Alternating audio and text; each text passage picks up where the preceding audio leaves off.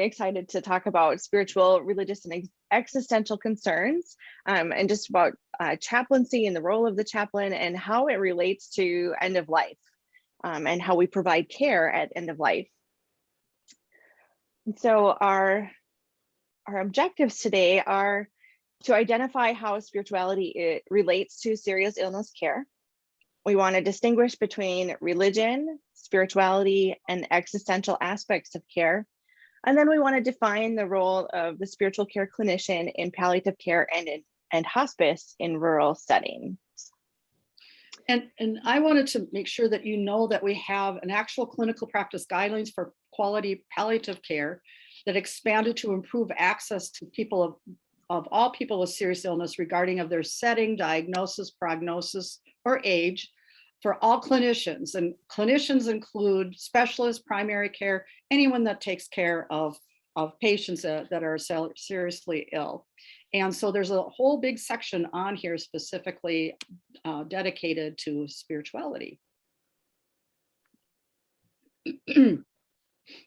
And so to get started, we're going to go through and define some terms that we're going to be using throughout our conversation today. The first term, and these are right out of the NCP guidelines. And so serious illness is defined as a health condition that carries a high risk of mortality and either negatively impacts a person's daily function or their quality of life, or it excessively strains their caregiver. And very interesting, they have 6 C's that they say that each domain addresses. The elements of a comprehensive assessment will be described, the family caregiver assessment in support of education reference, the essential role of care coordination, especially during care transitions, that's emphasized, along with culturally inclusive care, referenced in all the domains and expanded in the cultural aspects of domain, which we'll be talking about at another Project ECHO session. And definitely communication within the palliative team, for patients, families, with other clinicians, and the community resource guides and things that are provided for people. It's a prerequisite for delivery of quality palliative care for seriously ill, and it's emphasized throughout the guideline booklet. So today we're going to focus on domain 5, which is the spiritual, religious, and existential aspects of care.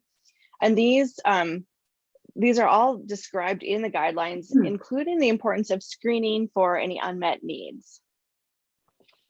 And as I mentioned earlier, clinician refers to any healthcare professional providing direct care to seriously ill person, and it should be the person with serious illness and their families, whether primary care practitioners, specialists, consultants, or special level palliative care teams are there. While any clinician can apply palliative care principles and practices, specialist palliative care teams are interdisciplinary, and the team members have certification or specially leveled competency to provide specialist palliative care. So when we're looking at these things, patients and families' spiritual beliefs and practices are assessed and respected. Palliative care professionals acknowledge their own spirituality as part of their professional role and are provided with education and support to address each patient's and family's spirituality. The spiritual assessment process has 3 distinct components: screening, spiritual history, and a full spiritual assessment. The spiritual screening is conducted with every patient and family to identify spiritual needs and/or distress. The history and assessment identify the spiritual background, preferences, and related beliefs, values, rituals, and practices of the patient and family. The patient and family's spiritual care needs can change as the goals of care change, and patients may move across from one setting to another.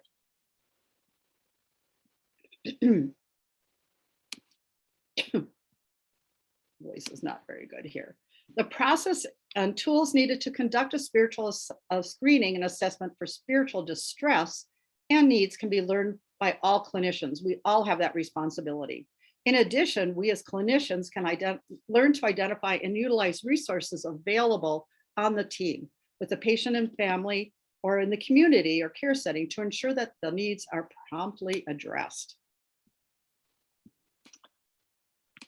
And so we're going to talk through these different definitions of what is religion and what is spirituality and what is the existential process. And So the NCP guidelines define religion as that which involves belief, practices, and rituals related to the sacred.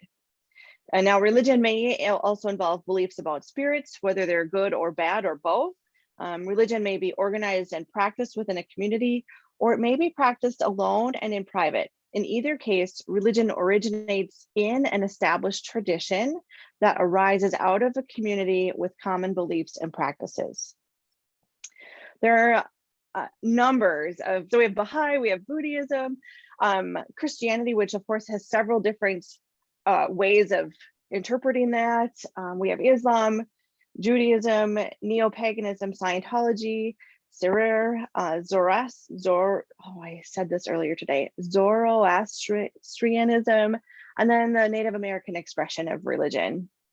And they all have different approaches to spirituality and to spiritual care and to what is important in a person's life. We also have several distinct religious titles depending on the religion that you're practicing. So there are titles like abbot and archbishop and bishop and brother, and depending on the denomination, whether it's a form of Christianity or whether it's another expression of religion, some of these terms don't mean the same thing from one religion to the next. And so it's important to ask, well, what does that mean? What does that look like? But there's cardinals, there's chaplains, there's chancellors, clergy, deacons, deaconesses, the list goes on. And so it's what important are your titles? Sarah, what are all your titles? I am reverend, I am chaplain, I am pastor, clergy. So there's a few of them that I've been identified with just in the last several years as I've been in ministry. I've been a minister, I've been a diaconal minister, and sometimes the church changes the title for various reasons. And so it's just important to ask who is that person that's important to your spiritual leader? How do we address them? And then to let the patient identify that for you. Important to identify how they are all related. So to define our existential understandings of life, this just really looks at how we philosophically approach meaning making. How do we look at what gives meaning to our life? So the NCP guidelines define this as a philosophical approach in which one's primary task is to find what determines one's own level of meaning in life. This may often involve an anguished process where prior beliefs no longer seem valid, and one begins a journey to find one's own meaning in life. I see this a lot in the church, just as we progress with age and experience different things, how we have to reevaluate our beliefs and decide, does that still fit? Does that still make sense for us? Is that still important for me? And so that's this process, this existential process, is identifying what gives meaning and reevaluating what gives meaning to life over time. And meaning is often, so the definition goes on, meaning is often conceived in a way that is personal and acknowledges that others may hold other quite different meanings. At the end of life, terminally ill individuals may expand their curiosity in the hope that this will lead to new self-discovery. This often takes an individual through a process of uncertainty and ambiguity that includes that re-examination of prior understandings to determine what one holds true for what one holds for the self to be true. So again, it's that assessment and reassessment of what is important and what gives life meaning to a person. I love that I get to hear how different people approach this. So this is a patient of mine. His name is not really Terry, but we're going to call him Terry. He's an Army veteran. He feels that behaviors that he had in the past led to his cancer, and in this case, he's probably right. He didn't really express any guilt about that or shame, which would be something to watch for, but he just stated it as a fact. And researching he spent his whole like, especially his teenage years, researching different religions and trying to figure out which one was right for him. And what he ended up doing was really like mashing them all together and making his own unique worldview about religion and what gives life meaning, and how he communicates with a higher power, because he believes there is a higher power. He doesn't necessarily define it as one God. He was sure to let me know that there are extraterrestrial beings out there. I don't know whether he believes he could communicate with them or not. That didn't come up so far in our conversations. And then totally surprising to me was he was open to prayer at the end of our first conversation. And so as I prayed through his requests, it was really important to honor his perception and his understanding of his religion and his faithfulness, and so to not project my own religion into this prayer for him, but to really honor where he was at with that.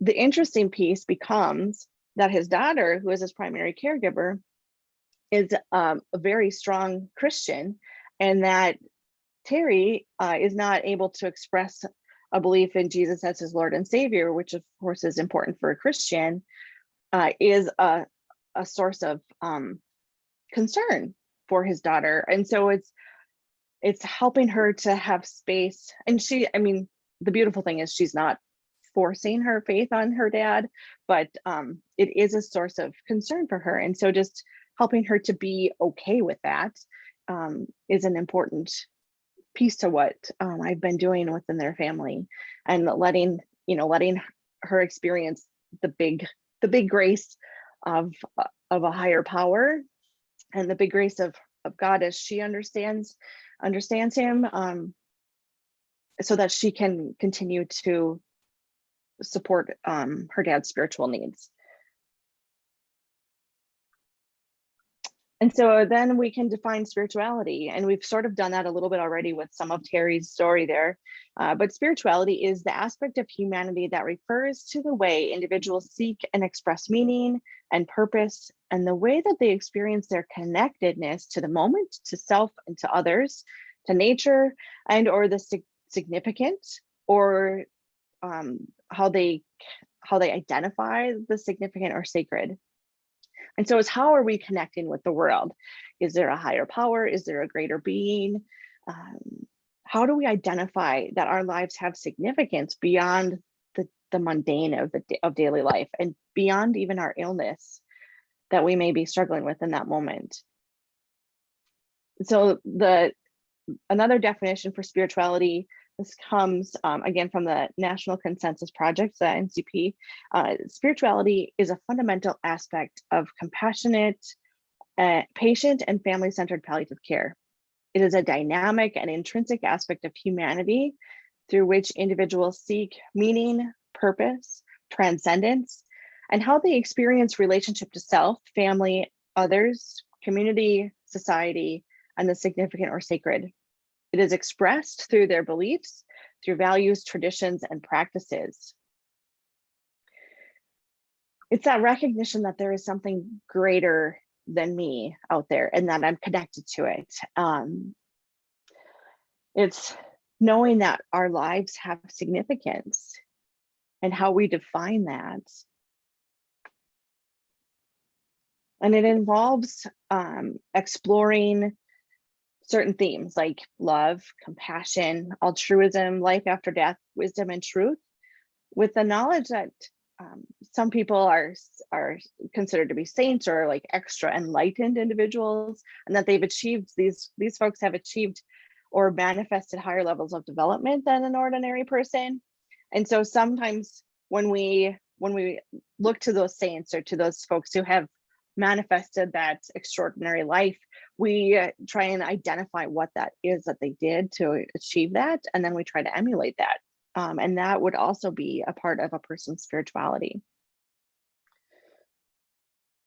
Now, we can experience spiritual distress in a number of ways, but it's really, it comes out of struggling with our meaning making in life. So, or lack of connectedness, whether we've got strife in our family, or no significant friendships, like all of that can lead to some spiritual distress. And so it's defined as a state of suffering related to the impaired ability to experience meaning in life through connections with self, others, world, or a superior being. This definition contains the attributes of spiritual distress, like suffering, impaired spirituality, contrary to spiritual well-being, and related to meaning in life. I have another patient, she's not on this list, but his daughter asked if he wanted church members to come and visit while he was in the facility, and he said, no, I don't. This because he's already judging himself for his own behaviors, and felt that this particular church was very judgmental and that it would not be a helpful connection for him. And so it's really important to not assume, but to ask those questions that can help patients explore their spirituality, and hopefully we'll be able to make some sort of resolution, at least between this patient and their higher power, prior to their death. So in this fifth domain, we look through those spiritual, religious, and existential aspects of care. And again, spirituality is recognized as a fundamental aspect of compassionate patient and family-centered palliative care. It's a dynamic and intrinsic aspect of humanity through which individuals seek meaning, purpose, and transcendence, and they experience that relationship to self, others, family, community, society, and the significant or sacred. Spirituality is expressed through beliefs, values, traditions, and practices. And the palliative care interdisciplinary teams serve each family and patient in a manner that respects their spiritual beliefs or practices. And teams are also respectful when patients and families decline to discuss their beliefs or accept spiritual support.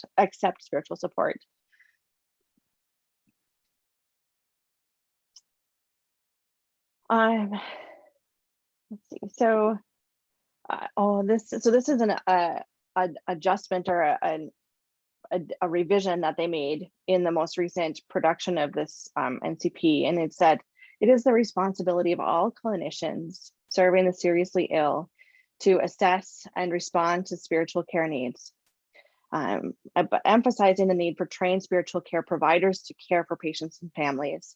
And then it's really important to have those flexible approaches to ensuring adequate spiritual support of patients and families are described. Spirituality is a fundamental aspect of quality patient care, palliative care, and it's again expressed through beliefs, values, traditions, and practices. And the interdisciplinary team serves in a manner that, again, that respects all spiritual beliefs and practices, even if the patients can't identify them. It's our role to respect that, or if they don't have a faith or a religion that they practice, it's important to identify that and just support them in how, well, what are your coping strategies, and support them in those. When patients and families decline spiritual care support, we also need to be honoring that.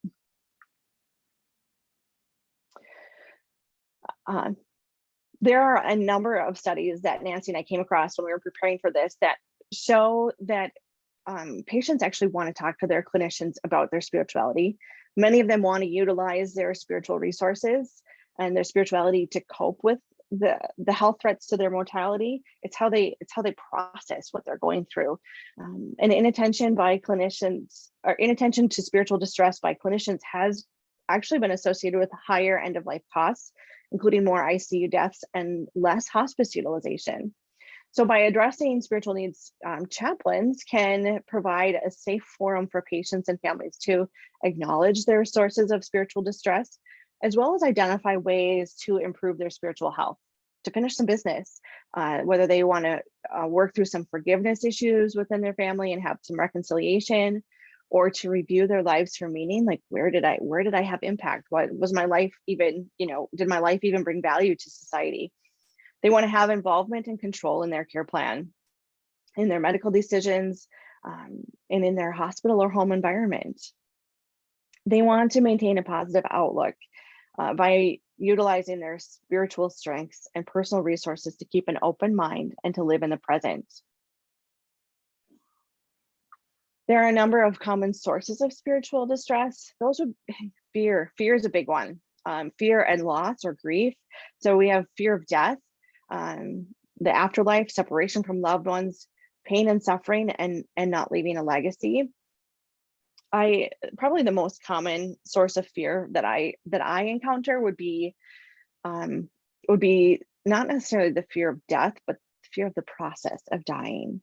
And I even had a caregiver recently talk to me about how, again, she wasn't really afraid of her spouse's death, but she was afraid of the experience of, well, what happens when he takes his last breath, and what does the whole process look like? And so to be able to help her reframe those fears, that was an important an important source of strength for her, was reframing those fears. Losses or grief, even some anticipatory grief, like knowing that death is coming or knowing that the loss of abilities is coming, can create grief for patients and their families. So loss of independence, mobility, life, and control. And then other negative emotions can also cause some spiritual distress. Despair, anger, frustration, and helplessness top the list. So as we're providing spiritual care, we want to make sure we're looking at all of these aspects: the spirituality, how are we connected, where does our purpose and forgiveness and love, and where do all those pieces come from? How are we connected to others and to the world around us? Religion would be, again, those organized or institutional beliefs. And then existential would be that journey of meaning making. How do we, what is that process, and going through that process of identifying where that meaning comes from, and then re-identifying where that meaning comes from as we hit different milestones in life. We want to talk through today just a little bit about the difference between a chaplain and a religious leader. So religious leaders are sanctioned by the religious community. They often perform some spiritual support in the ways that we've just talked through a little bit, but they also are authorized by their religious community to perform religious ceremonies and rituals. So like anointing of the sick, or communion, or why my mind is totally blanking, but where they use the sage, the sweetgrass with the Native American tradition. So some of those, like the medicine man or some of the medicine person, those sorts of religious type of rites. Chaplains are trained to assess for spiritual distress, and then to assist the patient in utilizing their own spiritual resources to attain that peace in their situation. Religious leaders provide support based on their specific religion's beliefs to people within their specific religious community, their specific faith community, while chaplains will work and are expected to work with persons of any faith, including no faith backgrounds, and to really help them explore those existential pieces. Where does meaning come from? How are we connected to the world around us? And as a chaplain, your job isn't to define that for someone, but to help them define it for themselves, where a religious leader is going to help you define those pieces. So that's a key distinction right there, that a chaplain will help you define it as you identify it, where a religious leader will, and this isn't bad, there's no bad connotations with this is just the distinction, right? So a religious leader does like identifying for you. This is where meaning comes from. This is how our religious community approaches these certain topics of connectedness and who is our higher power, where the chaplain will say, who is your higher power? So that's a key difference. Who are chaplains? Generally, chaplains have completed some graduate level theological training and at least 400 hours of additional supervised clinical training called clinical pastoral education, or CPE. And then we also have board certified chaplains. And so there's a couple of different organizations nationally and internationally that will certify chaplains. So these folks have completed graduate level training. So a master's degree of some sort, often a Master of Divinity or a Master of Arts with it. And it has to be a certain length in credits and all those sorts of things. And then they also have an additional either 800 or 16 hours, depending on their accrediting body, 800 to 1600 hours of supervised clinical training, that's CPE again. And after completion of this additional training, they have a year or two or more, I think, depending on the organization, of actual hours served as a chaplain. And then after this, then they meet before a national committee for approval and participate in continuing education to maintain certification. And no matter what their own faith tradition may be, board certified chaplains are interfaith, meaning they are trained to assist patients and families in any faith background, as well as those with no faith or those unsure of their faith. When should a chaplain be consulted? So the interdisciplinary team chaplains should listen, or clinicians should listen for key phrases, which might indicate the need for a chaplain, or that they might indicate that there's some spiritual distress happening. So why is this happening to me? Why would God allow this? I still have things to do in my life, or I've lost touch with my faith leader since I've been in the hospital. Another sign that a chaplain should be consulted would be when pain or other physical symptoms are refractory, so they're just not going away. Clinicians should consider whether spiritual or some existential distress may be present. And then the clinician can refer to a chaplain if some unmet spiritual needs or some spiritual distress. Or things I've discovered about working in the rural setting is that relationships are super important. People want to know that you care before they want to know how much you know. So building that relationship is really important, and helping patients connect to their local support system is really important. So whether that be connecting with their church or connecting with their small group Bible study or whatever it might be, but helping them connect to their local resources will be a great source, generally a great source of spiritual support for the patient and their family. We have a number of challenges in the rural setting. So distance, I have some patients that are 3 hours away from me. And so it's not physically possible for me to be there in a hurry or in some of those dire situations. And so there sometimes becomes a need to do some telehealth visits for chaplaincy.